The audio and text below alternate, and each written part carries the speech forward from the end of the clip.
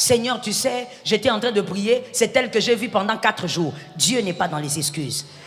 Tu as la responsabilité de faire des bons choix.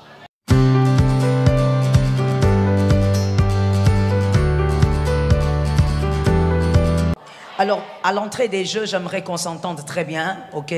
Est-ce qu'on peut être clair ce soir ou on doit être hypocrite? Est-ce qu'on doit dire les choses comme elles sont ou on doit faire semblant? Est-ce qu'on doit choquer ou on doit éviter de choquer? Alors on y va alors dans le chocage. Tu as ton carnet, tu as ta Bible, on y va. Je t'avais dit dès le premier jour que sur cette thématique, les luttes des grandes destinées, moi j'allais parler des 3 adversaires. Tu te rappelles? Alors le premier adversaire c'était qui? Les faux raisonnements, que Dieu te bénisse. Deuxième adversaire c'était qui? Deuxième adversaire c'était qui?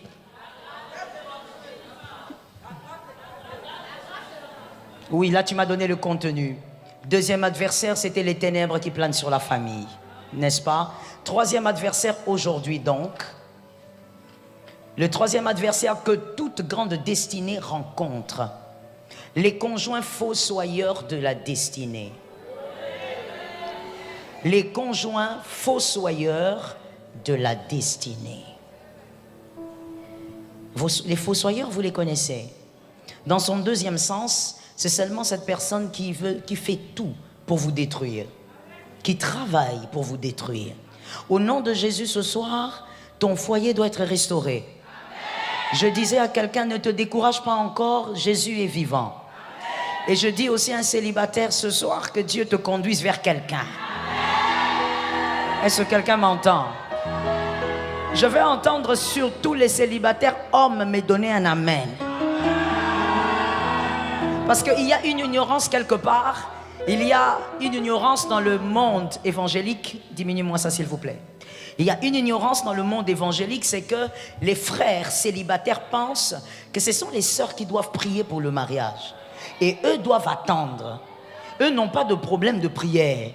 Mon frère, si c'est toi qui deviendras le chef, c'est toi qui dois prier. Tu dois prier pour te faire accompagner par une bonne personne. Évoluons. Une grande destinée mal accompagnée finira en ruine. Je répète. Une grande destinée mal accompagnée finira en ruine. Une faible destinée bien accompagnée finira par être louée. Je reprends la dernière. Une faible destinée bien accompagnée, c'est-à-dire qu'il y a un bon partenaire, il y a une bonne femme, il y a un bon homme qui accompagne cette destinée, même si elle est faible. Vous finirez par louer cette destinée. Parce que tout est question d'accompagnement. Que quelqu'un me dise accompagnement. L'entourage joue l'un des plus grands rôles dans l'accomplissement d'une grande destinée. L'entourage en général. Et le conjoint ou la conjointe joue un rôle majeur. Quelqu'un m'a dit majeur. Joue un rôle majeur dans la visibilité d'une grande destinée. Tu peux avoir Dieu. Et là, je veux te choquer. Tu peux avoir Dieu, mais si tu es mal accompagné, tu vas échouer. J'étais choqué? Je réchoque alors. Tu peux avoir Dieu. Tu parles en langue. Tu vis des choses surnaturelles. Tu pries pour les malades guérissent instantanément.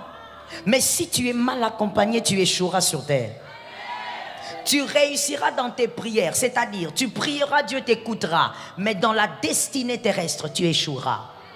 Je te donne des exemples bibliques pour élever ou pour annuler tout équivoque. Premier témoin biblique, Actes 5, 1 à 10. Actes 5, 1 à 10. C'est Ananias et Saphira. Les deux avaient Dieu, mais les deux sont morts le même jour.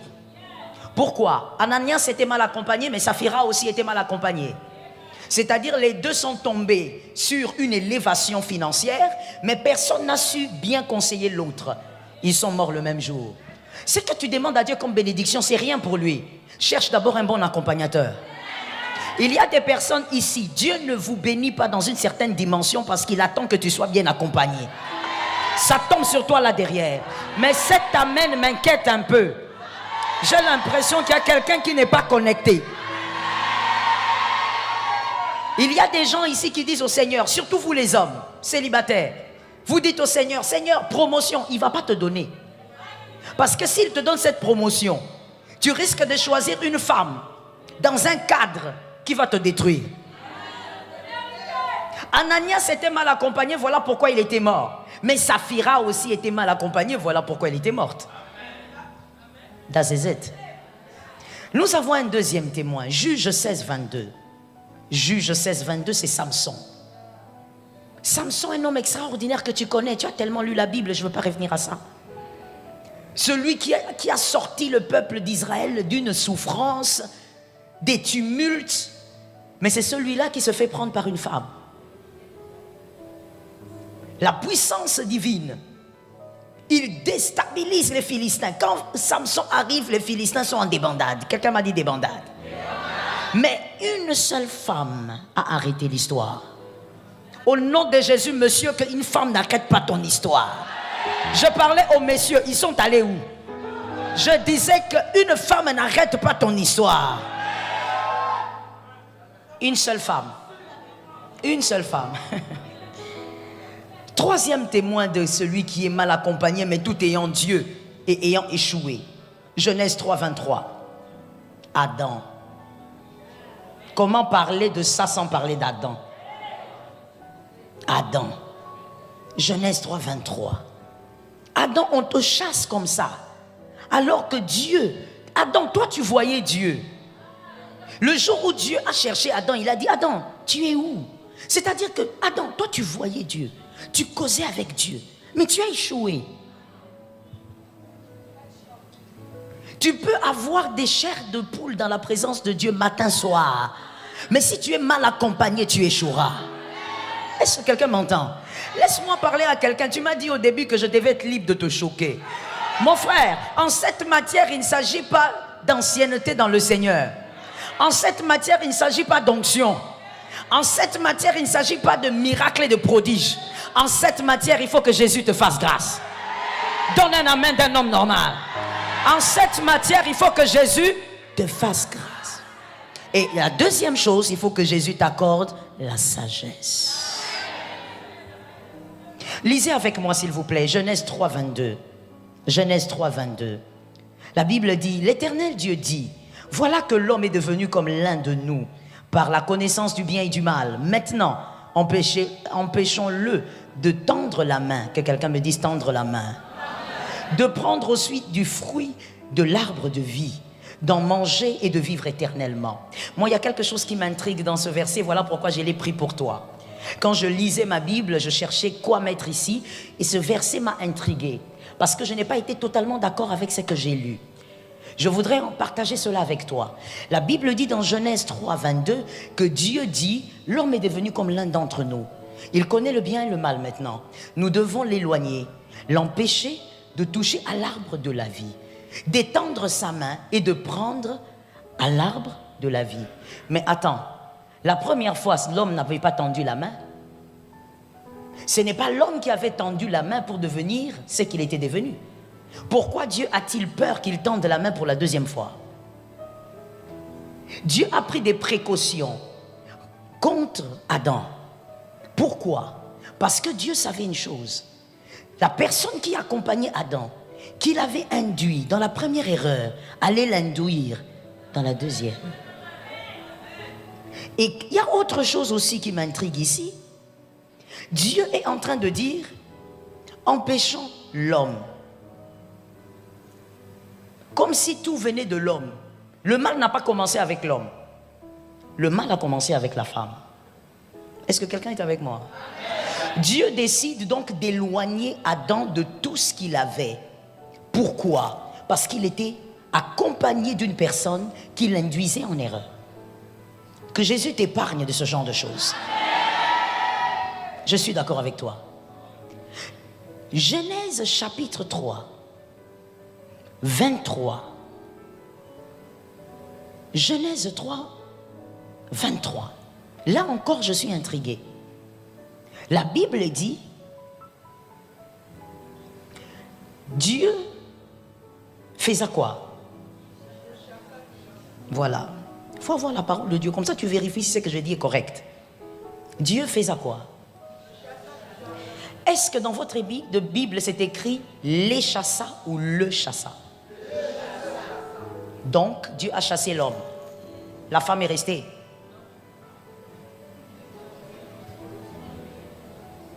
Mais dans votre Bible, c'est écrit le ou les? La femme est restée donc. Cette lumière me dérange, je n'ai pas bien vu. On dirait qu'il y a des gens qui ont dit la femme est restée. Ève est restée ou elle est partie? Mais pourquoi la Bible dit que Dieu le chassa? Allons-y tout doucement. Genèse 3, 24. Là maintenant, Dieu nous répond clairement. Genèse 3, 24. La Bible dit quoi? Il chassa qui? Ève était là. C'est pas Adam qui avait amené le problème. Hein? C'est Ève. C'est elle qui a parlé avec le serpent. Au lieu de se limiter là, elle a voulu manger. Et elle donna à l'homme. Mais attends, dans tout ça, pourquoi Dieu te chasse Adam? Et tu ne fais pas mention d'Ève. Parce que Dieu se focalise sur le porteur de la destinée. Tu as la responsabilité de faire des bons choix en tant que porteur de la destinée. Avec Dieu, tu ne lui diras pas, Seigneur, comme Adam l'avait fait, c'est la femme que tu m'avais donnée. Non, Adam, je t'ai écouté, mais quand il s'agit de chasser, je te chasse toi. Parce que même si c'est la femme que je t'avais donnée, tu avais le choix de ne pas manger ça. Puisque c'est moi qui te donne une femme, tu as le choix de dire, Seigneur, donne-moi une autre femme, celle-ci m'induit en erreur. Je dis à quelqu'un, tu es porteur d'une grande destinée, fais des bons choix sur terre. Choisis la bonne femme, choisis le bon mari. Cet amen est bizarre. Où sont les personnes qui doivent me donner des amens? Mon frère, tu sais quand tu dis amen, tu sais les frères, vous, les frères célibataires, vous frimez ici, mais vos choix sont façon. Toujours façon. Vous nous amenez toujours des filles sorcières. Tu viens là, tu dis, maman, voilà ma fiancée. Mais quand on la regarde, la sorcellerie est dedans, l'impudicité est dedans. C'est ça que toi tu aimes. Donc quand moi je dis de donner un amen, il faut donner un amen que quelque chose quitte ta vie. Dieu, il n'est pas... Please, écoute ça. Dieu n'est pas dans les excuses. Dieu n'est pas dans les excuses. Seigneur, tu sais, j'étais en train de prier, c'est elle que j'ai vue pendant 4 jours. Dieu n'est pas dans les excuses. Tu as la responsabilité de faire des bons choix. Écoutons-nous. Dieu a tout créé, mais il ne te demande pas de tout prendre. Dieu a tout créé. Il a créé des belles femmes, des hommes très beaux. Il a créé des longs, des courts, des grands, des petits. Mais il ne te demande pas de tout prendre. Et je veux rajouter à cela, mets une virgule. Tout homme bon n'est pas pour toi. Ce n'est pas parce qu'un homme est bon qu'il est pour toi. Toute bonne femme n'est pas pour toi. Dieu n'a jamais dit épouse toutes les bonnes femmes. Dieu a dit choisis ta bonne femme.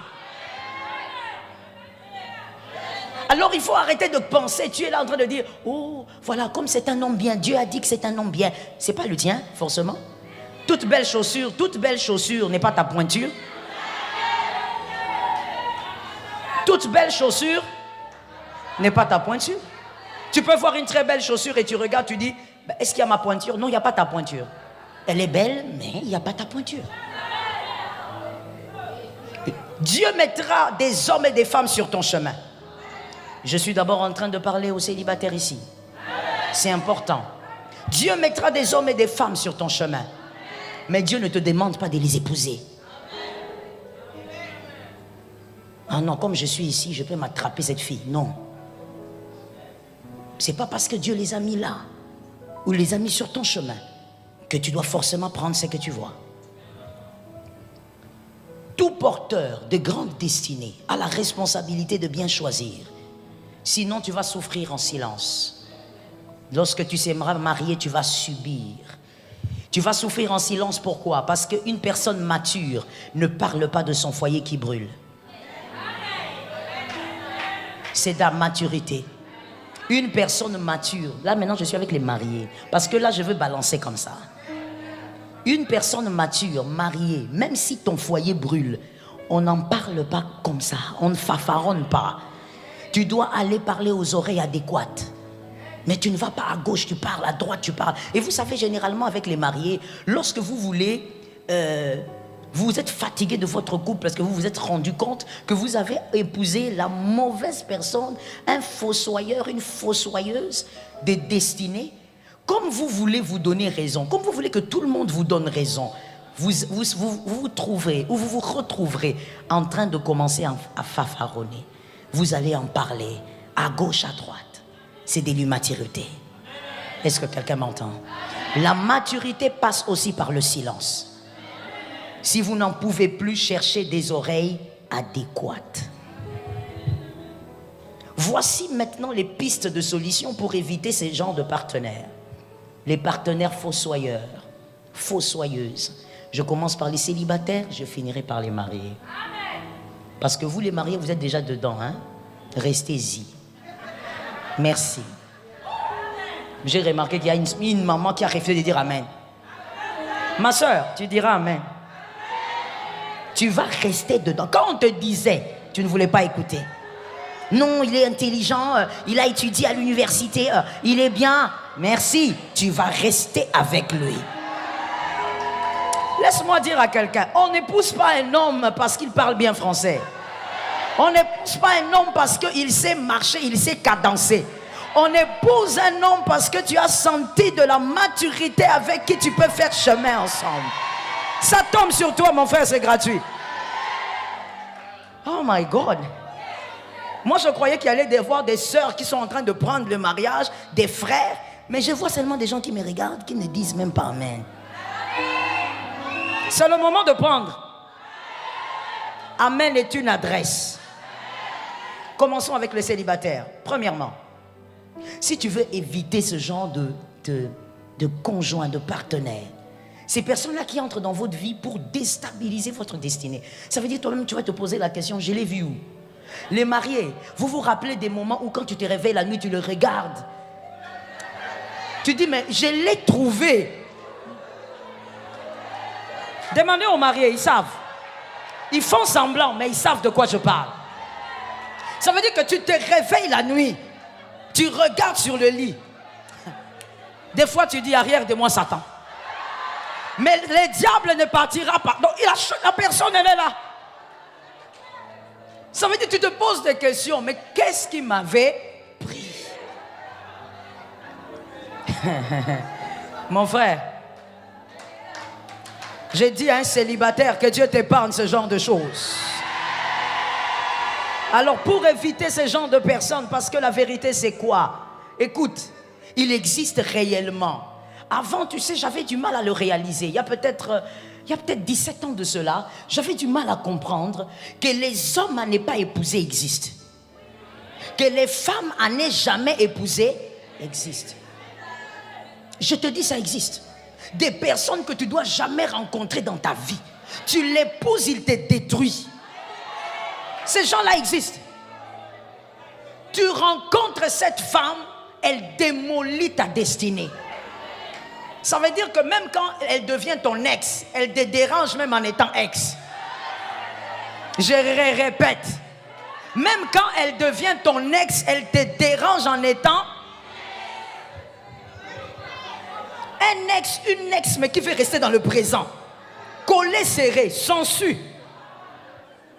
Donc tu te poses la question, qu'est-ce qui m'était arrivé? Qu'est-ce qui m'avait pris? Ce jour-là, j'avais porté des lunettes ou bien? Que Jésus t'épargne. Les célibataires, hommes, femmes, que Jésus t'épargne. Voici la première chose, donc à éviter, si vous voulez que ces gens de partenaires soient loin de vous. Évitez de choisir partout. Évitez de choisir partout. Il y a un mensonge qui est distillé auprès des jeunes, et cela dans le monde entier. C'est qu'une bonne femme, un homme bien, on le trouve partout. C'est faux. Je te réchoque. C'est faux. J'argumente pourquoi c'est faux. Parce qu'en réalité, une bonne personne est une porteuse de valeurs. Et donc, à cause des valeurs, il y a certains endroits qu'une bonne personne ne peut pas se retrouver. J'ai aimé ton amen. J'ai envie d'aller là-bas. J'ai aimé ton amen. Non, vous savez, une bonne personne, même dans une boîte de nuit. Non, de quoi on parle? Une bonne personne n'est pas celle qui est belle de figure. C'est une personne qui est porteuse des valeurs. Elle ne va pas se retrouver n'importe où. Je vous explique aussi pourquoi. Parce que, écoutez s'il vous plaît et retenez pour la vie. Les endroits auxquels vous êtes accoutumés révèlent qu'est-ce qui donne la paix à votre âme. Qu'est-ce qui donne la quiétude à votre âme? Si tu me dis que là où tu aimes beaucoup aller, c'est à la bibliothèque, je comprends quel type de cerveau tu es. Si tu me dis que là où tu aimes beaucoup aller, c'est auprès de tes amis, je comprends quel type de personne tu es. Quand tu me dis que là où tu te sens à l'aise, c'est en boîte de nuit, là où il y a des stripteaseuses, je comprends ce qui te donne la paix. Donc en réalité, c'est un mensonge gros comme le monde que de dire qu'une bonne personne, on la trouve partout. Non, voilà pourquoi tu feras forcément un mauvais choix. Où as-tu rencontré cet homme-là qui te propose en mariage? Tu l'as rencontré où? Pendant que tu étais en train de danser avec tes postérieurs que tu montrais à tout le monde. C'est là où tu l'avais trouvé. Comment tu me regardes comme ça? Tu m'avais dit que je pouvais parler. Quand il s'agit d'autre chose, on reste straight. Mais quand tu me demandes de parler de famille, faut t'apprêter. Tu es allé prendre ce gars-là dans une boîte de nuit, tu dansais, tu avais ta mini-jupe, le postérieur soulevé. Il t'a proposé en mariage et tu dis oui. Et un jour tu es déçu parce qu'il a été infidèle. Cet homme doit être infidèle. Il sera infidèle au carré parce que c'est là où tu es allé le prendre. Qu'est-ce que tu espérais? Non, pasteur, le monsieur que j'ai choisi est paresseux. Tu l'avais trouvé où? Les autres trouvent même leur fiancé à l'université pendant qu'ils font cours ensemble. Toi, tu l'as trouvé où? Au coin de rue en train de jouer aux dames. Et aujourd'hui, tu viens nous dire, imposons-lui la main pour que l'onction du travail entre en lui. Il n'a jamais eu l'onction du travail. Il a la mentalité de la pauvreté. Il restera paresseux, tu vas souffrir dans ton foyer. Au nom de Jésus de Nazareth, sois délivré de ces choses. Je prophétise sur tes filles, sur tes fils, surtout vous les célibataires, prenez ça. Que tes fils ne tombent pas dans ce piège, que tes filles ne tombent pas dans ce piège. Où sont les pères responsables? Où sont les mères responsables? J'éloigne ta fille de ce genre de personnes. J'éloigne ton fils de ce genre de personnes. Sois épargné au nom de Jésus. Assieds-toi que je te parle. Tu es là en train de dire non, non, non, non. C'est une bonne personne. Mais où l'as-tu trouvé? Est-ce que quelqu'un m'entend? Non, mais ma femme, elle parle trop. Ma femme, elle parle de nos secrets dehors. Où as-tu choisi ta femme, monsieur? Tu l'avais choisie au milieu des commères. Donc, dans votre quartier, sur votre avenue, les groupes de commères, là, ta femme était dedans. Elle était la reine des commères. Oh, tu te plains aujourd'hui qu'elle sorte les secrets de ta famille dehors. Où l'as-tu trouvé? Est-ce que la nature ne nous enseigne-t-elle pas? Pensez-vous que vous allez aller chercher un chef cuisinier dans une salle d'opération chirurgicale? Comment vous allez faire ça? Pourquoi naturellement vous ne pouvez pas le faire? Allez chercher un chef cuisinier là-bas. C'est pas là-bas qu'il peut se trouver. Alors pourquoi pensez-vous que quelqu'un de bien, vous pouvez trouver cette personne partout? Non. Les valeurs imposent les lieux. Tout simplement. Les valeurs qu'on a, les valeurs intrinsèques, ça impose les lieux. Ça vous guide même là où vous allez et là où vous ne pouvez pas aller. I will tell you something. Vous savez, sur cette terre, il y a des personnes, et vous le savez mieux que moi, qui ne sont jamais entrées en boîte. Mais ces personnes sont athées. Elles sont athées. Ça veut dire qu'elles ne croient pas en Dieu, mais elles n'ont jamais mis les pieds dans une boîte de nuit. Pourquoi? Par éducation. Tout simplement. Ce n'est pas à cause de l'onction, c'est par éducation. Sa mère l'avait éduqué en disant, ce genre d'endroit, toi, tu ne peux pas aller. Il ne prie pas le Dieu que toi tu pries, mais il ne va pas dans les lieux où toi tu vas. C'est une question de valeur. Deuxième chose à éviter, que ça tombe sur ta vie. Évitez celui qui s'intéresse uniquement à ce que vous faites plutôt qu'à vous-même. Faites attention avec ça. Vous savez, généralement ça paraît beau, généralement ça paraît bien, ça paraît même correct, mais c'est tellement incorrect, c'est tellement nocif. Une personne qui s'intéresse plus à quoi? À ce que vous faites. En d'autres termes, à ce que vous êtes, plutôt qu'à vous-même. Faites attention avec ça. Se marier avec une personne d'abord pour sa destinée est un danger. On n'épouse pas une personne d'abord pour sa destinée. Non, non, il a une grande destinée. Non, il sera comme moi. Non, il est architecte comme moi. C'est une grave erreur. Épousez une personne d'abord à cause de ce qu'elle est aujourd'hui. Si vous épousez une personne qui admire votre destinée plus que ce que vous êtes aujourd'hui, c'est une personne qui va vous humilier lorsqu'elle va constater que votre destinée ne lui donne plus les avantages dont elle avait besoin. Je répète la phrase parce que quelqu'un dormait là-bas derrière. Je dis, si tu dis que je vais épouser ce frère parce qu'il a une grande destinée, mon frère, ma soeur, sois sûr qu'un jour dans le mariage, cette personne va t'humilier. Parce que le jour où elle va constater que ta destinée ne lui donne plus les avantages rêvés, l'humiliation arrive. C'est là où vous voyez dans les foyers certaines femmes qui manquent du respect à leur mari. Elle est insolente, elle est arrogante. Tu demandes, ah, vous savez, le mariage est un mystère, hein? Quelqu'un m'a entendu? Dis à un frère, c'est un mystère. Non, aide-moi, dis à celui-là, c'est un mystère. Vous allez voir un monsieur là qui est en train de crier sur une femme. La femme, elle est là calme. Mais vous regardez la femme, elle est gigantesque.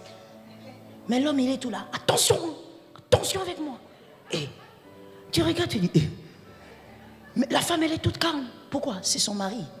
Mais vous verrez aussi ailleurs une femme toute petite, un gars, castard, mais elle est en train de crier, ne chope pas, ne chope pas. Et tu vois l'homme, il est là. Calme-toi, non, calme-toi. Elle est toute petite comme ça, mais elle parle, il ne faut pas jouer avec. Le mariage est un mystère. Je lance ou je laisse. Je lance ou je laisse. Là où deux personnes se sont déjà vues nues, c'est compliqué. Est-ce que quelqu'un m'entend? Ça devient très compliqué. Attention, celui qui t'épouse. Voilà pourquoi je veux dire aux frères qui sont ici. Les frères, donnez un amen. Les frères célibataires, un deuxième amen. Mon frère, enlève dans ton programme de drague l'exhibition de ta destinée. Dans ton programme de drague, enlève l'exhibition de ta destinée. Non, écoute, petite, moi je t'aime. Et tu sais, moi je suis grand. J'ai des promesses. Arrête ça, mon frère. Une femme doit t'aimer pour ce que tu es aujourd'hui. Et non pour ce que tu seras demain. Écoute et retiens pour la vie. Celui qui ne respecte pas ton présent ne mérite pas de vivre ta gloire à venir. Ça tombe sur les frères qui sont ici. Lorsque monsieur, parlons d'abord au monsieur parce que c'est vous qui draguez, normalement, hein? C'est à eux de draguer. Mademoiselle, un peu de respect pour ta propre personne. J'ouvre une parenthèse. Quand tu dragues un gars, il dit non, tu te sens comment? J'ai vu une sœur quelque part en train de dire, ça fait quoi? Que Dieu te délivre, ma sœur. Dieu ne nous a pas créés comme ça. Dieu nous a créés avec une certaine fierté. C'est-à-dire que c'est toi qu'on doit suivre. C'est toi qu'on doit chase. J'ai dit à quelqu'un, arrête un peu avec un système bizarre. Monsieur, quand tu dragues une femme, il ne faut pas exhiber ta destinée. Elle doit t'aimer pour ce que tu es aujourd'hui parce qu'elle doit être capable de comprendre que la grande destinée, elle sera faite d'un aiguisement qui sera fait sur l'homme d'aujourd'hui. Tu n'exhibes pas ta destinée. Sinon, elle va aimer autre chose. Ce n'est pas toi qu'elle va aimer. Est-ce que quelqu'un m'entend? Écoute cette histoire de sagesse qui doit nous enseigner jusqu'aujourd'hui. Joseph a été vendu par ses frères parce que ses frères n'avaient pas aimé son futur. Parce que Joseph parlait trop de sa gloire à venir.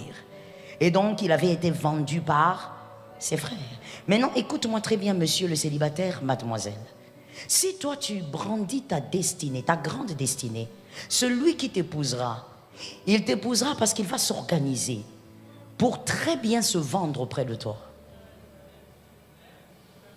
Les autres ont vendu Joseph, mais la personne qui veut t'épouser pour la gloire à venir va se vendre auprès de toi. Elle va s'organiser pour très bien se vendre. C'est-à-dire que devant toi, mademoiselle, il sera l'homme le plus gentil. Devant toi, monsieur, ça sera la meilleure des femmes que tu aies rencontrées. Elle se vend. Pourquoi? Parce qu'elle veut être attachée à la destinée que tu brandis. Qu'on t'épouse aujourd'hui et qu'on façonne l'homme d'aujourd'hui pour qu'il soit celui qui doit être demain. Est-ce que quelqu'un m'entend? Jonathan et David s'étaient beaucoup aimés. David, ou même Jonathan, avait aimé le présent de David. Voilà pourquoi dans la gloire de David, David a cherché Méphibosheth. Celui qui ne peut pas aimer ton présent ne pourra pas être avec toi dans l'avenir. Tu ne peux même pas l'amener là-bas. Est-ce que quelqu'un m'entend bien? Tu ne peux même pas l'amener là-bas. Je parle ou je laisse? Des fois, je vois des personnes qui disent « Oh, quand mon mari fait un post, il poste sa photo. » Les gens qui disent « Oh, le pasteur. Très élégant. Vipère. Oh, le pasteur. » Ma soeur, ça fait 20 ans par la grâce de Dieu. Il y a 20 ans, il était toujours beau. Mais, informe. Les types de pantalons qu'il mettait. Je te dis que toi-même, tu vas te poser la question. Merci. Ah donc, on vient nous arrêter la parole ici parce qu'il y a une voiture mal positionnée au parking. Alors c'est laquelle? C'est la première ou la deuxième voiture qui est mal positionnée? Les 4 sont mal positionnés. HJ 746. C'est AA, madame? Oui. Vous allez bouger votre voiture s'il vous plaît. C'est mal positionné. HS S19 AA aussi. Si c'est votre voiture, allez la déplacer s'il vous plaît. JK 915 AA. Allez la déplacer. HS 798 AA. Allez aussi la déplacer. Merci. Alors je disais que à l'époque, informe est vide. Mais la vision de l'aigle. Est-ce que quelqu'un m'entend? La vision de l'aigle. Mais écoute, tu ne peux pas accepter pour une grande destinée une personne qui ne supporte pas ton présent. Voilà pourquoi on ne va pas épouser quelqu'un qui t'a approché parce qu'elle a appris que ton présent est glorieux. Que Jésus t'épargne. Troisième chose à éviter, célibataire. Évitez celui qui vous donne l'impression que vous êtes placé au sommet de la chaîne de respect. Vous êtes placé au sommet de la chaîne du respect. Évitez. Généralement, ce sont les hommes qui tombent dans ce piège. Les hommes célibataires, quand ils veulent se marier, ils tombent dans ce piège. Et vous avez l'impression, monsieur, que c'est normal, que c'est beau, que c'est de la soumission, ou peu importe comment vous appelez ça. C'est-à-dire, vous rencontrez une femme, et cette femme vous donne l'impression que vous êtes devenu son Dieu sur terre. Qu'il n'y a plus personne qui compte, vous êtes la seule personne à compter. Elle ne respecte plus personne, en dehors de vous. Je dis à quelqu'un, dis à un frère, c'est une erreur. Dis à un frère ou à une sœur, fossoyeur. Dis à quelqu'un d'autre, fossoyeuse.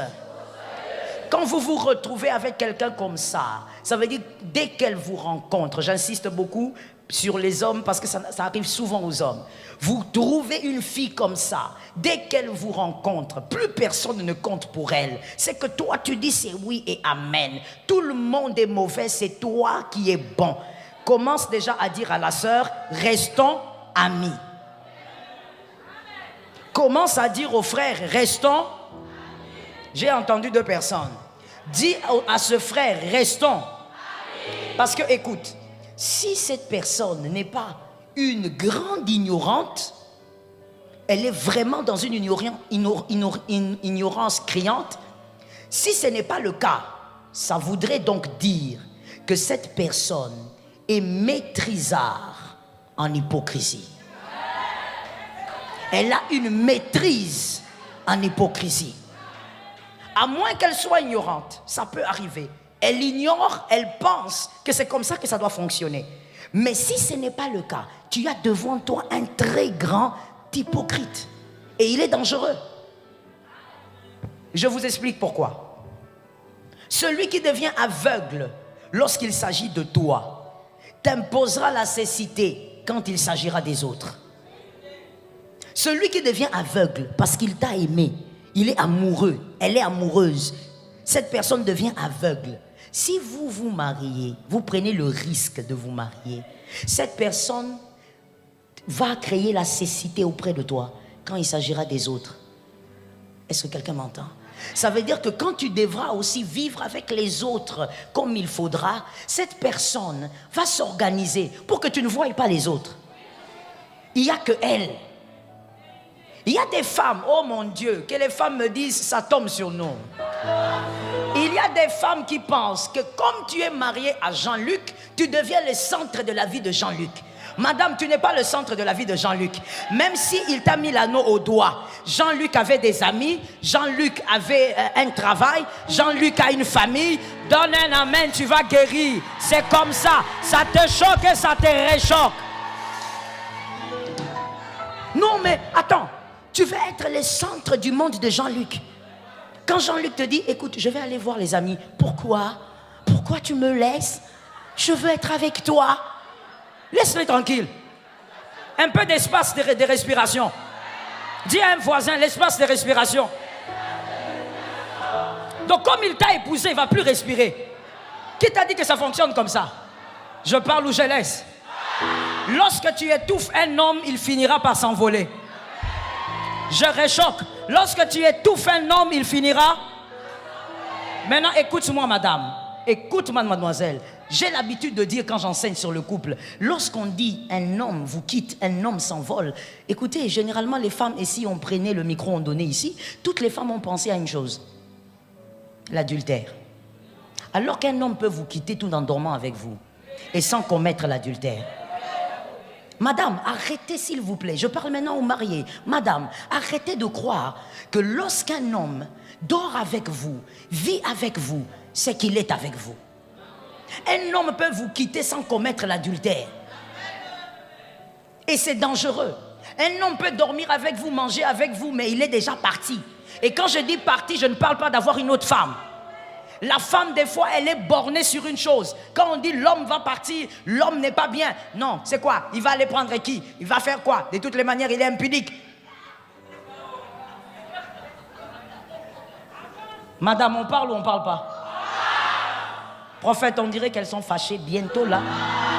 Il faut donner le micro, elles sont fâchées.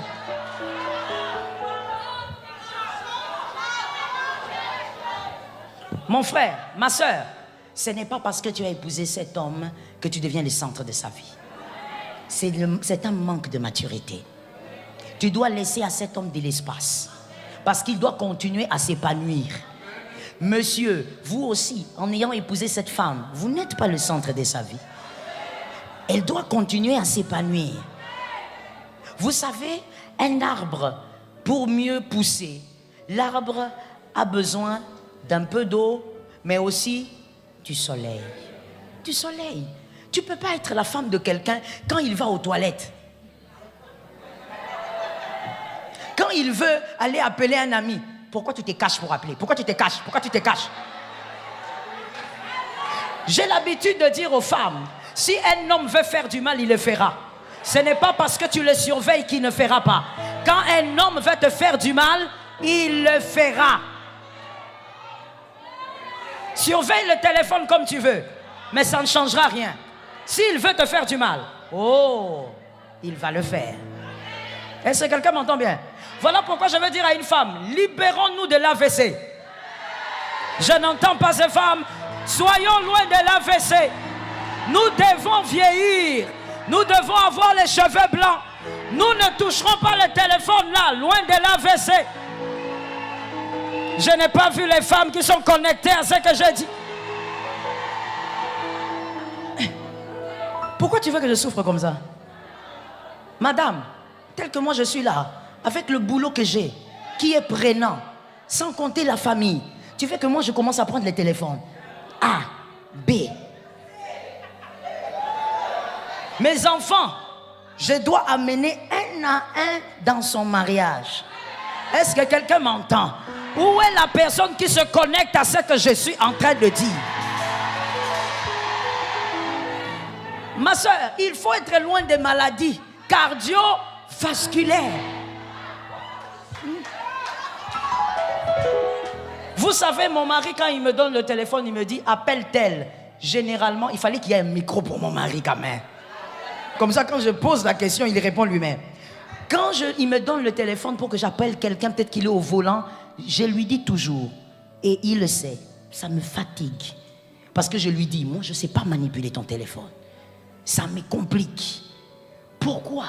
Laisse la personne t'aimer avec Jésus. Et sois loin de toute forme de maladie. Je veux même te réchoquer. Tu es au volant, ou ton mari est au volant. Et vous êtes juste à côté, madame. Vous êtes en train d'aller quelque part. Tu le vois jeter un petit coup d'œil. Il y a une fille qui est passée. Maman, fais comme si tu n'as rien vu. Partons là où nous allons. De toutes les manières, c'est avec moi que tu iras là où on va. Tu ne descendras pas de la voiture pour aller avec cette fille-là. C'est avec moi que tu vieilliras. C'est avec moi que tu feras des prouesses. Ah, on ne travaille pas pour laisser quelqu'un d'autre manger.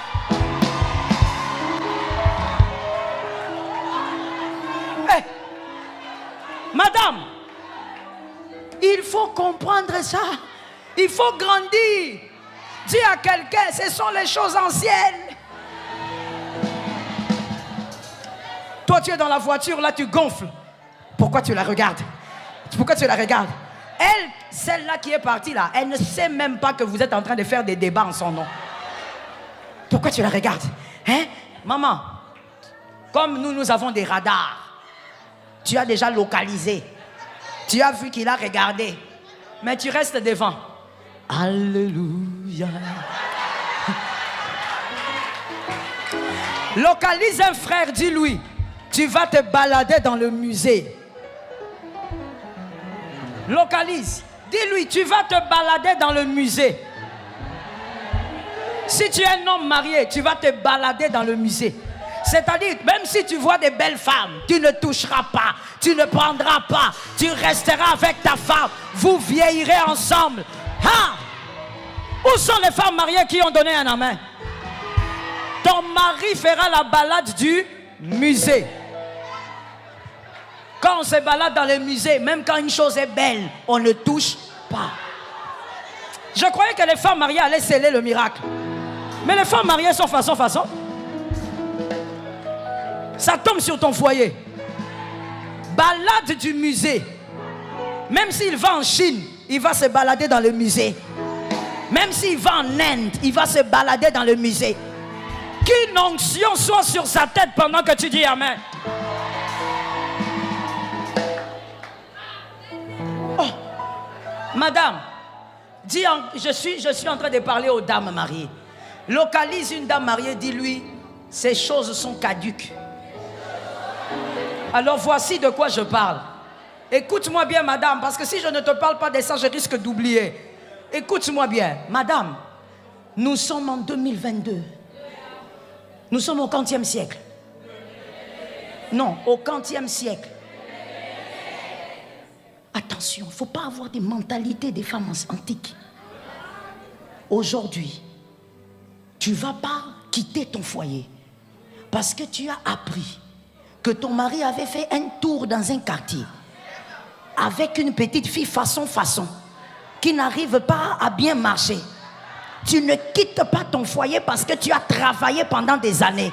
On ne travaille pas pour laisser le territoire. Est-ce que j'ai parlé à quelqu'un? Tu vas dire, écoute, si on t'apprend ça et que c'est vrai, tu as des preuves. Le soir, tu lui donnes à manger. Quand il mange, il finit. Tu dis, je t'amène du thé.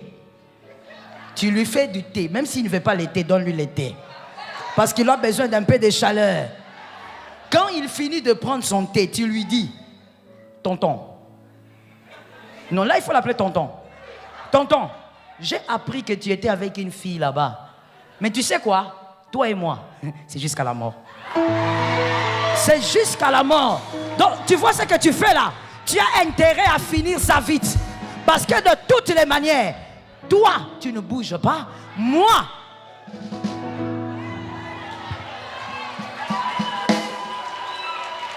écoute, madame, nous avons un autre défi en ce temps de la fin. C'est non seulement d'être marié dans un foyer équilibré, mais c'est de sortir de notre lignée le divorce. Tu dois sortir de ta lignée toutes sortes de divorces. Ta lignée ne doit pas subir ce genre de déséquilibre. Si toi tu divorces, ta fille va divorcer. Ton fils va divorcer, c'est évident. Le Goliath que tu n'as pas tué va combattre ton fils. Tu dois vaincre ça. Voilà pourquoi j'ai l'habitude de dire, lorsqu'on se marie, on dépasse déjà 5 ans de mariage. À partir de 6 au-delà, on n'est plus dans le foyer que par amour. On est dans le foyer aussi par raison. Ce n'est plus le cœur qui reste dans le foyer seulement, mais c'est aussi la tête qui reste dans le foyer. Il y a des choses, si tu présentes le cœur, les pieds vont partir. Mais quand tu regardes, tu prends la tête, tu mets là, les pieds vont rester. Est-ce que quelqu'un m'entend? Si tu veux te marier, tu dois vivre dans la maturité. J'étais en train de dire à un célibataire, attention avec ce genre de personne. Cette personne qui se dit, voilà, c'est toi qui es le sommet. Le respect, elle ne donne qu'à toi, que ce soit un homme ou une femme. Je sais que l'échelle de valeur dépend des éducations, dépend aussi même de la société. Mais nous allons placer quand même un équilibre selon la parole de Dieu, ça va tous nous mettre d'accord. Genèse 39:9 dit que Joseph a dit, je ne peux pas faire un si grand mal à mon Dieu. C'est-à-dire, Joseph n'a pas eu peur de son père, il n'a pas eu peur de Potiphar, il a eu peur de Dieu. Celui qui veut t'épouser doit craindre Dieu plus que toi. S'il ne doit pas te toucher pendant les fiançailles, ça doit être à cause de Dieu. Pas à cause de toi. Ainsi, quand vous vous marierez, ta femme sera fidèle à toi à cause de Jésus. Pas parce que tu es le plus bel homme, parce que tu n'es même pas le plus bel homme. Est-ce que quelqu'un m'entend? Ton mari doit être fidèle à toi parce qu'il craint Dieu, pas parce que tu es la plus belle femme. La beauté est vaine, la beauté fane, mais celui qui craint Jésus restera fidèle. Ça tombe sur toi. Donc, choisis quelqu'un qui craint d'abord Dieu. Mademoiselle, toi tu choisis un gars qui te fait fuir l'église.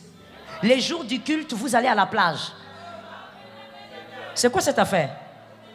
D'abord, quelle plage vous allez? Regardez d'abord comment vous êtes. Quelle plage vous allez? Une plage là où quand vous devez maintenant grignoter quelque chose, vous étalez un vêtement là, vous prenez du coca et des biscuits. C'est ça votre plage. Vous fouillez la présence de Dieu, pourquoi? Parce que le gars là t'aime, cette fille t'aime, elle te dit, écoute, de toutes les manières, on était à Ephrata pendant toute une semaine, on peut aussi le dimanche aussi, on va aller se balader. Comme tu as dit, d'abord Dieu, on respecte d'abord Dieu. Choisis quelqu'un qui voit Dieu avant de te voir. Ça tombe sur ta maison au nom de Jésus. Et ensuite, nous avons vu ceci. Écoutez, on ne se marie pas pour mourir. On ne se marie pas non plus pour faire que 2-3 ans de mariage et mourir. Donc quand on se marie, on souhaite la longévité. D'ailleurs, je souhaite la longévité pour vous. Mais voici le clé de la longévité. Exode 20:12. Exode 20:12. La Bible dit, tu honores ton père et ta mère. C'est-à-dire quelqu'un qui ne respecte pas tes parents. Où est-ce que tu vas avec? Là encore, ce sont les hommes qui commettent des erreurs. Mais pourquoi on vous a fait ça? Ou c'est parce que vous ressemblez à Adam? Vous avez un problème. Mais c'est toujours, les hommes tombent dans ce piège. Tu es avec une fille qui te dit, écoute, ton père exagère. Et toi, tu banalises. Non, ta mère exagère. Et toi, tu banalises. Quand tu lui dis, mais pourquoi tu dis ça? Non, non, mais je dois donner aussi mon avis. Écoute, monsieur, l'émancipation de la femme, pas face au respect qu'on doit à tes parents. Mademoiselle, l'émancipation de la femme, pas face aux parents d'autrui. Tu ne peux pas épouser quelqu'un qui n'a pas de respect pour tes parents. Où vas-tu avec? Et quand je parle parents, que ce soit biologique, que ce soit spirituel. D'ailleurs, je dis une chose. Une personne qui n'a pas du respect pour ses parents ne va pas venir respecter le pasteur à l'église. Non. Je vous explique. Celui qui n'a pas été capable d'honorer sa mère ne peut pas honorer le pasteur à l'église. Celui-là, il risque d'être deux choses. La première, c'est un Judas. Il vous trahira. Celui qui n'a pas honoré un père n'honorera pas le fils. Il te trahira. Comme il a trahi ses pères, c'est comme ça qu'il te trahira. Ou alors, c'est celui qu'on appelle un Simon, comme Simon le magicien. Simon le magicien, pour ceux qui lisent la Bible, c'est ce monsieur-là qui est allé vers les disciples pour dire, donnez-moi un peu la puissance que vous avez, je vais vous donner l'argent. Ça veut dire c'est quelqu'un qui a compris que, oh, le prophète Philippe a l'onction, alors je dois être son fils, je dois rester à ses pieds, comme ça il va me donner l'onction. C'est pas quelqu'un qui vous aime. C'est quelqu'un qui est venu chercher quelque chose. Celui qui n'a pas honoré son père ne peut pas vous honorer à l'église. Toi, tu veux épouser une fille, tu l'amènes chez tes parents, ta mère qui dit, bon, écoutez, c'est bien, mais il faut prier parce que le mariage, ça dépend de Dieu. Elle est là.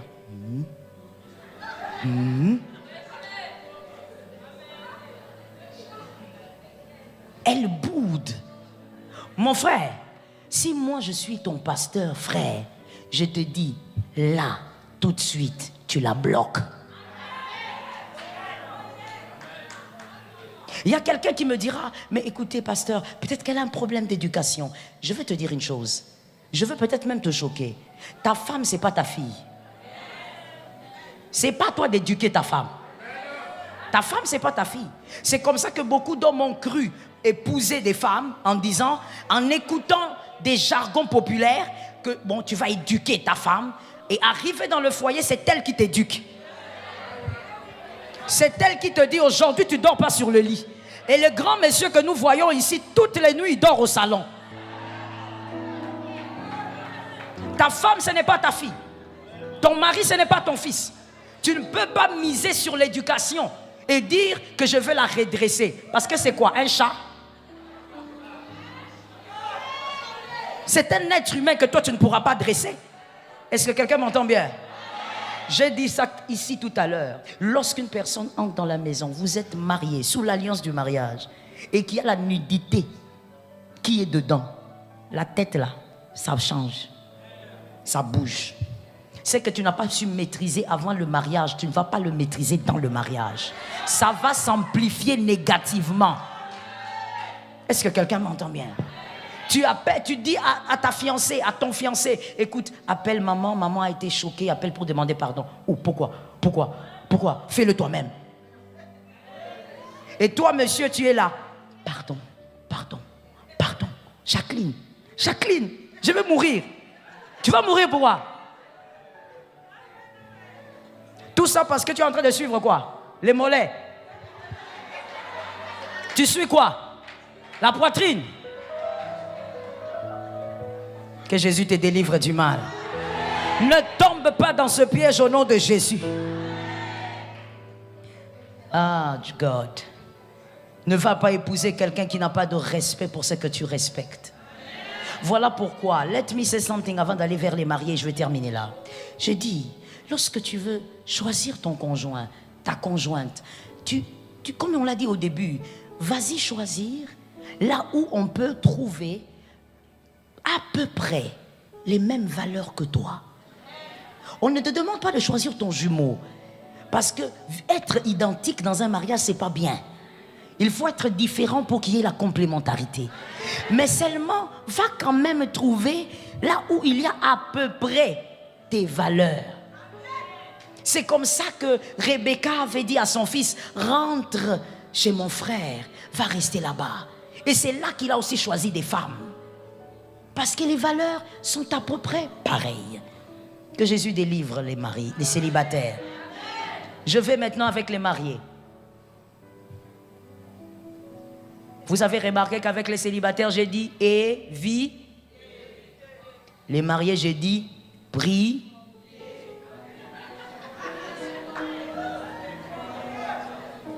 Il n'y a plus rien à éviter, maman. C'est fini.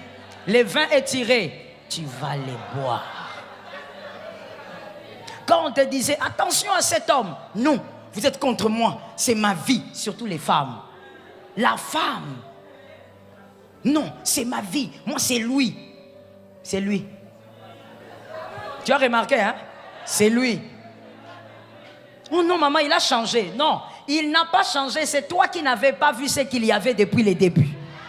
Je répète, elle n'a pas changé, c'est toi qui n'avais pas vu ce qu'il y avait depuis les débuts. Voilà pourquoi c'est une sagesse que lorsque tu veux épouser quelqu'un, tu amènes la personne auprès de certaines personnes en qui tu as confiance, que d'autres yeux regardent aussi. Parce que toi, tu es amoureux, tu es amoureuse. J'ai dit les célibataires, on avait dit. Les mariés, nous disons. Prie, prie, prie. Combattant jusqu'à la mort. Tu vas combattre. Tu vas te fatiguer de combattre. Qui va accepter ton divorce? En tout cas, ce n'est pas nous. La Bible est contre les divorces. Ça ne changera pas même si tout le monde arrivait à vivre ça. La Bible est contre le divorce. La Bible dit Dieu est le divorce. C'est la seule chose que Dieu déteste. On ne peut pas tolérer ça. Il ne faut pas dire, non maman, vous savez, dans certains cas, voilà pourquoi on t'enseigne, pour que tu n'arrives pas dans certains cas. Mais toi qui es dedans, prie, prie, prie.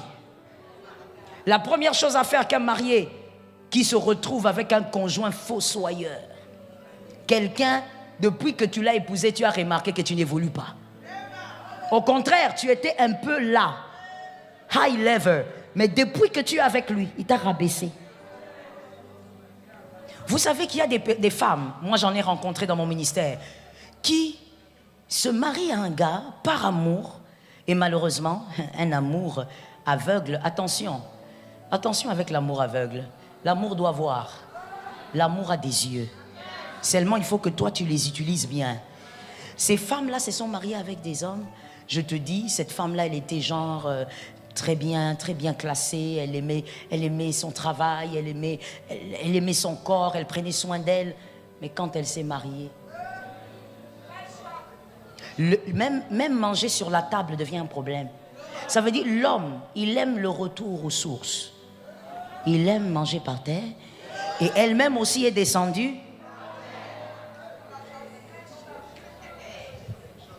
Tout ce qu'elle aimait et qu'elle bâtissait, l'homme l'a ramenée vers le bas. Tu la vois en train d'aller chercher son mari au milieu d'un bar bizarre. Ça veut dire que ces bars-là, c'est comme s'il veut tomber. Même le bar lui-même, la fondation est bizarre. Ça veut dire que la femme se retrouve avec un gars qui l'amène vraiment dans l'abrutissement. Il y a des gens comme ça. Il y a des femmes qui vivent ça. Est-ce que quelqu'un entend? Lorsqu'il dit, elle dit à son mari, écoute chérie, on peut aussi organiser la maison comme ça. Pourquoi? C'est pas important. Moi j'ai grandi dans... Donc si toi tu as grandi à même le sol, il faut que tes enfants aussi grandissent à même le sol. Que Jésus t'épargne.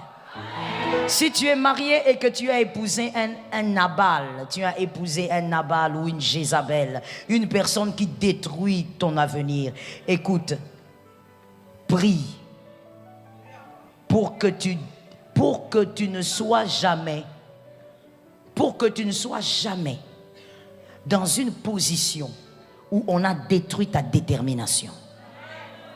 Tu dois prier pour que Dieu garde ton cœur dans la détermination de ta vision. Tu dois beaucoup prier pour ça, parce que ce n'est pas facile. Mais nous avons vu Abigail a pu le faire. C'était une femme, et donc si elle a pu le faire, il y a un homme, il y a une femme qui peut le faire aussi. Deuxièmement, monsieur le marié, madame, priez encore pour qu'il ne fasse pas de vous un monstre. Priez pour que cette femme ne fasse pas de vous un monstre. Écoutons-nous s'il vous plaît. Si vous rencontrez un conjoint très méchant, très méchante comme conjointe, qui ressemble donc à un monstre, il y a une seule chose à faire pour que vous ne puissiez pas devenir un monstre. C'est laisser la divinité s'élever en vous. Lorsque la divinité s'élève en vous, vous n'êtes plus humain ou humaine, vous devenez divin ou divine. Parce que tout celui qui reste humain et qui rencontre un monstre devient un monstre. C'est comme ça que plusieurs femmes, vous les voyez seulement sourire devant vous. Mais à l'intérieur, elles ne sont plus les femmes qu'elles étaient il y a quelques années. Elle a rencontré un homme tellement méchant qui a transformé, qui l'a déformé. Elle a un caractère qu'elle n'avait pas, même dans sa famille. Lorsque ses frères la regardent, ses frères ne la reconnaissent pas. Pourquoi? Parce que si tu n'élèves pas le divin en toi, tu deviendras un monstre. Écoutez-moi. L'une des choses qui transforme négativement le cœur d'un homme et avec une très grande rapidité, c'est la douleur. Quand une personne est dans la douleur, fais attention avec elle. Quand une personne souffre, parlons maintenant froidement. Monsieur, commençons par vous. Ou même madame, vous deux. Ne vous sentez pas très fort parce que votre conjoint, votre conjointe semble être dans la faiblesse. Vous avez développé une méchanceté envers l'autre et l'autre a décidé de se taire. Ne vous sentez pas fort. À votre place, je fuirai. Lorsque vous constatez, madame, que votre mari, malgré vos mortifications, votre mari a opté pour le silence, commencez à avoir peur. Monsieur, vous brimez votre femme parce que vous êtes fort. Elle est faible. Et parce qu'elle ne dit rien, vous la battez. Et des fois, vous revenez, vous l'humiliez. Mais parce qu'elle a opté pour le silence, je vous supplie, même si c'est en distanciel, écoutez-moi, ne vous sentez pas fort, vous êtes en danger. La douleur est l'un des éléments qui a la capacité, avec une très grande rapidité, de faire d'un homme bien, une femme bien, un monstre. C'est ainsi que vous regarderez les documentaires un peu partout dans le monde. Vous allez vous poser la question, comment cette petite fille a pu tuer sa famille? Comment cet homme qui semble très calme a pu tuer toute sa famille? On ne joue pas avec la douleur. Lorsque ton conjoint te dit qu'il a mal à cause d'une chose que toi tu fais de manière récurrente, prends ça au sérieux. Ne fais pas le gamin. Le gamin fait quoi? On lui dit que ça dérange. Il s'en fout. Tu es un gamin. Tu es une gamine. Même si tu as 60 ans. Une personne mature prend en compte la douleur de son conjoint. Parce que c'est avec lui que tu vis. Est-ce que quelqu'un m'entend? Et je veux même rajouter quelque chose par rapport à la douleur. J'ai vu beaucoup de couples se battre dessus. Mon frère, arrête avec ce genre de questions. Quand ta femme te dit que ça lui a déplu, elle a mal, tu dis, qu'est-ce que j'ai fait? La douleur est relative. Comme la beauté est relative, la douleur aussi est relative. Ce qui ne te choque pas, monsieur, peut choquer ta femme. Et monsieur, mademoiselle, madame plutôt, ce qui ne te dérange pas peut déranger ton mari. quand il te dit je suis dérangé, il ne faut pas lui dire j'ai fait quoi, il y a quoi ici, il n'y a rien.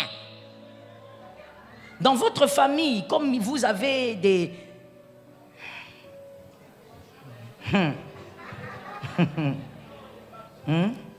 y a dans votre famille, toi tu as grandi dans une famille où il y avait des batailles, des combats, des bagarres. Vous vous réveillez dans les bagarres et vous dormez. Alors quand elle te dit que ce que tu m'as dit m'a blessé, mais qu'est-ce que je t'ai dit? Je ne t'ai rien dit. D'ailleurs, je pouvais dire pire que ça. La douleur est relative. Si toi, tu n'as pas mal face à ce genre d'attitude, lui, elle est libre d'avoir mal. Je dis à quelqu'un donc, attention avec la douleur. Ne deviens pas un monstre. Ne laisse personne te déformer. Ne laisse aucun homme, aucune femme te déformer. Tu es marié, tu es déjà dedans, tu as tes réalités, mais ne laisse aucun homme te déformer. S'améliorer est une décision. S'empirer est une décision. Ne dis pas, j'ai épousé un mauvais mari, voilà pourquoi je suis comme ça. Alors il t'a vaincu à tous les niveaux. Ne laisse pas le mal te vaincre. Reste toi-même et demande au Saint-Esprit d'ailleurs de protéger ton cœur, que tu sois meilleur. Troisième chose à ne pas faire ou à faire, c'est plutôt à faire quand vous êtes marié dans cette situation. Focalisez-vous sur les éléments forts de votre vie tout en priant. Restez focalisé sur les événements ou les éléments qui vous encouragent. Vous êtes marié et vous avez un conjoint insupportable. Quelles sont les choses qui vous encouragent, qui vous donnent la force d'avancer tous les matins? Focalisez-vous sur ça. Si tu te focalises sur les bonnes choses, tu auras de l'énergie pour avancer. Ça tombe sur toi. Et autre chose que je peux ajouter, quand ça ne va vraiment pas, cherche un accompagnateur de prière. Mais il y a une sagesse que je veux placer là. Lorsque vous avez trop de problèmes dans votre couple, madame, monsieur, que votre accompagnateur de prière, par sagesse, ne soit pas de sexe opposé. C'est par sagesse. Est-ce que c'est interdit dans la Bible? Non. Mais c'est par sagesse. Parce que lorsque, madame, vous avez trop de douleur, il y a un homme qui vous rejette, un homme qui vous méprise, un homme qui vous insulte, un homme qui vous fait du mal. Des fois même, vous êtes en carence nocturne.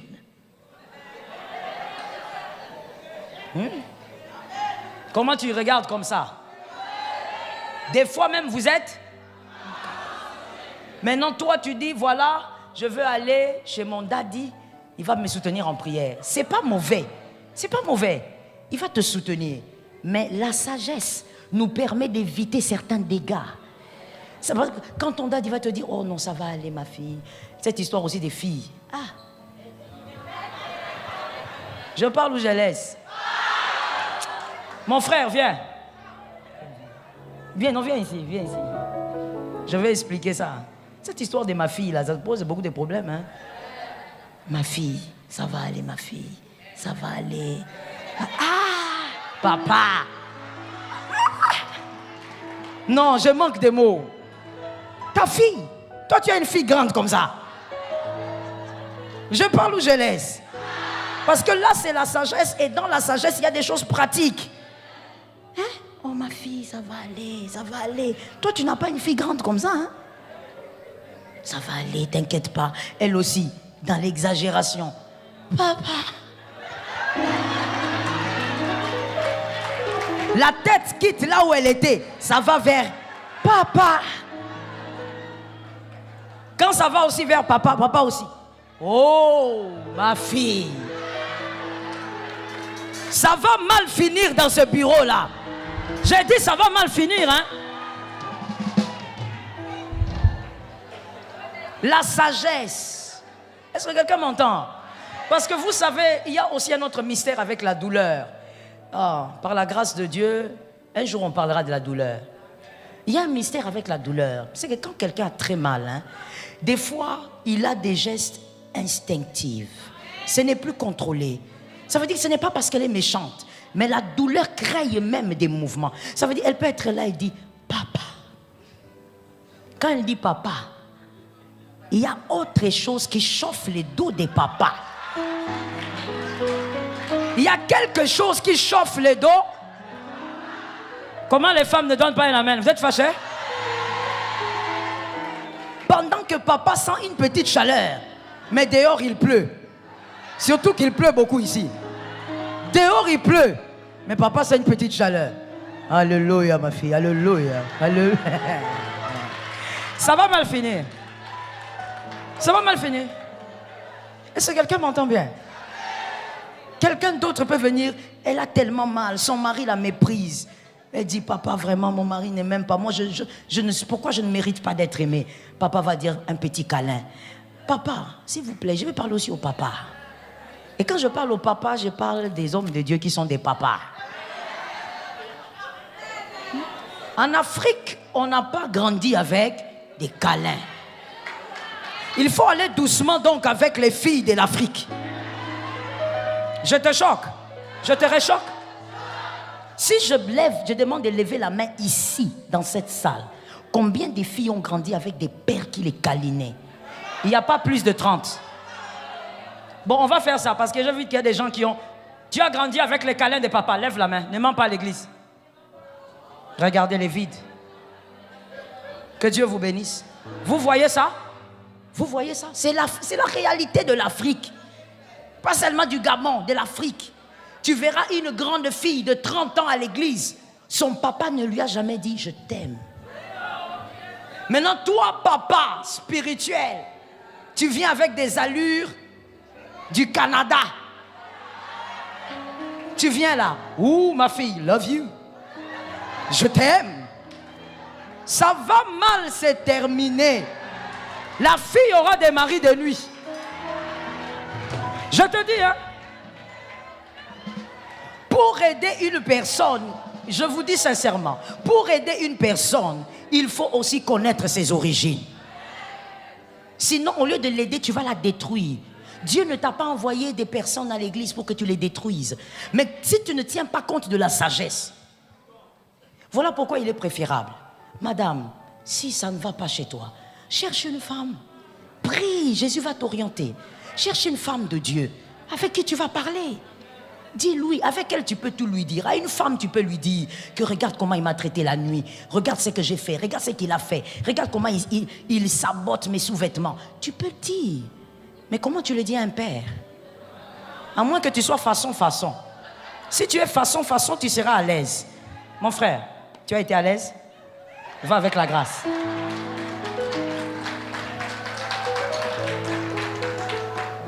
Je finis en disant ceci. Si je ne dis pas ça, c'est comme si je péchais contre mon enseignement.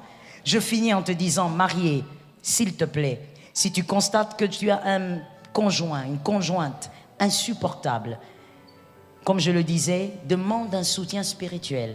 Mais attention, veille à là où tu déposes tes poubelles. Les poubelles, c'est un terme que j'emploie dans les enseignements des couples. Je veux simplement dire, quand il y a des choses qui tourmentent ta vie, tout ce qui dérange ta vie, toutes ces choses bizarres, pour ne pas dire horribles, que tu as dans ta vie, je les appelle des poubelles.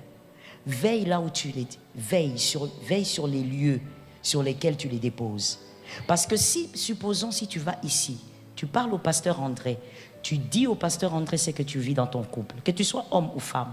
Tu dis au pasteur André que mon mari me fait tellement du mal qu'il m'a poussé même à l'avortement. Tu vas chez le pasteur Jacques, tu dis la même chose. Tu vas chez le pasteur Louison, tu dis la même chose. Le jour où ça sortira, qui a sorti l'histoire? Qui? Tu ne sauras pas qui a sorti l'histoire. Et donc voici ce que je donne comme conseil de sagesse. Ne dépose pas tes poubelles n'importe où. Et tu dois savoir exactement quel type de poubelle tu déposes à quel endroit.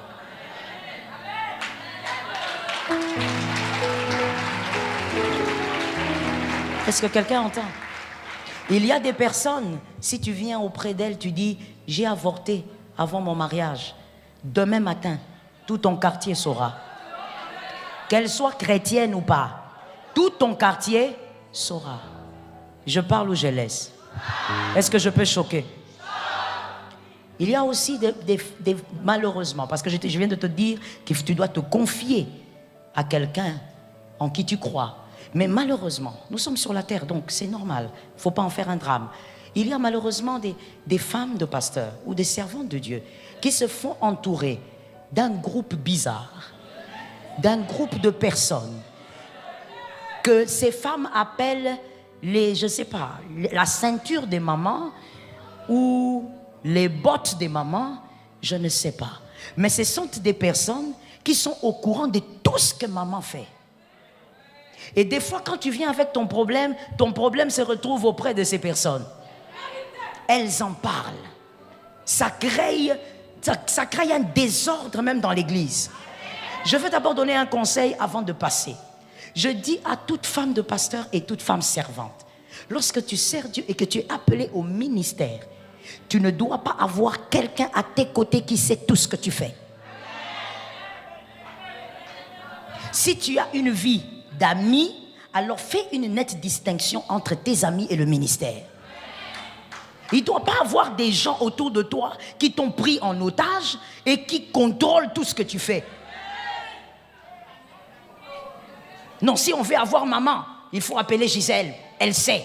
Non, sois libre avec le Saint-Esprit. Donne-moi un amen normal. Et donc, je reviens en disant, fais attention à là où tu déposes chacune de tes poubelles. Il y a des poubelles à ne jamais déposer à gauche. Ça va sentir mauvais. Mais il y a aussi des personnes, tu sais que si je lui dis une chose, c'est jusqu'à sa mort qu'il va garder ça. Donc quelqu'un de mature dans la vie sur terre doit savoir où est-ce qu'elle dépose chacune de ses poubelles. Ainsi, le jour où moi, madame, je vous parle de votre mari, dans une certaine intimité, vous saurez qui a sorti l'affaire.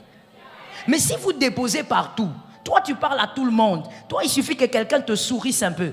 J'ai quelque chose à te dire. Tu ne sais pas comment gérer ta vie. Mais un jour, il y aura un grand désordre dans ta vie. Je prophétise que l'Éternel t'épargne de ce désordre. Je prophétise que Jésus restaure ton couple.